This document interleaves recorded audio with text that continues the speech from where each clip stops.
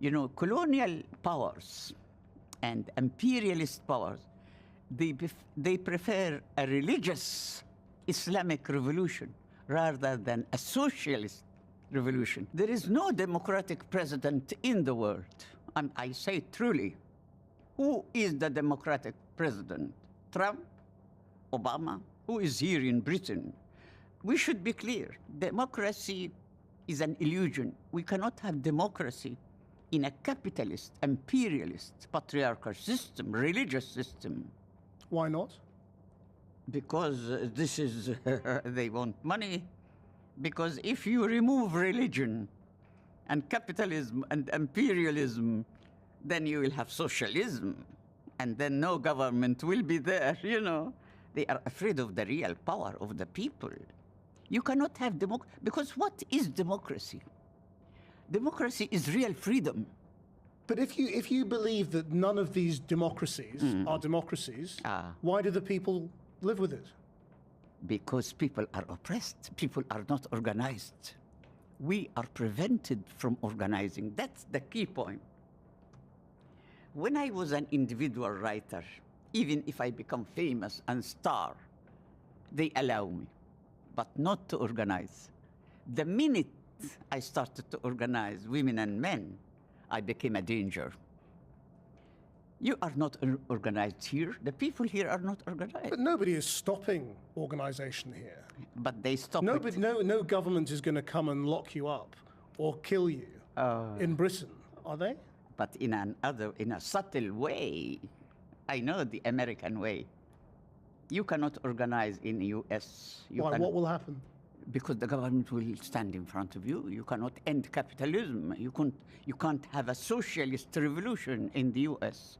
You can't. Maybe there aren't enough people. They kill you. But maybe there aren't enough people who want a socialist revolution. The people doesn't want socialist revolution. Do you think there are many socialists in America? Many people. The majority of people, all my friends there are socialists. They are against Trump. You know how millions of people were marching against Trump and they couldn't do anything? Why? Why people were marching in millions against Trump and against the war in Iraq and even against the war in Palestine, everywhere, but they didn't stop anything. Why? So what is your message to all these people? How should they try to change the world? Two things: to organize and to re-educate people, to make people aware. Because people are brainwashed by the media, by education. People don't know. When I was a professor in America, my students who were graduates, because I was teaching graduates, they didn't know anything about politics. They are not educated. They have technology, but not educated. So you need to make people aware, to re-educate or to unteach them, to eradicate the very traditional bad education. That's creativity. And that's what I was teaching. Creativity to me, and dissident creativity, was to unteach people so that they will start to know their rights, men and women, and to organize. Do you think you have to pick your battles? To what? Choose the battles. So you've talked about the patriarchy, you've talked about capitalism, you talk about religious oppression. Can you fight all these three fronts at the same time, or do you need to pick them off one by one? You need to be aware, number one, because splitting makes us ignorant. Education is based on splitting reality. You know, in compartments, they divide our head. You put here religion, and here gender, and here medicine, and here history. That's why we end by knowing nothing. But creativity is to unite, to link. And now they encourage this social media, which really fragment people. They want to fragment people. Why do you think social media fragments people? Because they are alone, they are prisoned. They don't meet. Doesn't it help people organize? Sometimes the Facebook and the Twitter and all this help to collect people, but not to make them aware. You know, it's a very difficult job. It's difficult and needs commitment that people should not be just oriented to the benefit of the family, of the biological family. We are trained to be our self-interest, our children, the family.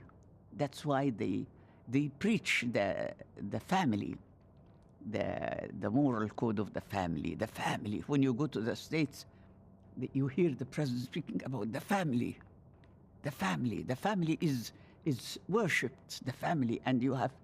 So everybody is working hard and fighting to feed the children on the self-oriented family, but not to open for the society and to have a socialistic organization. No, this is not happening. We can talk about it, but it doesn't happen. It doesn't happen. Are you very pessimistic then? No, I am not.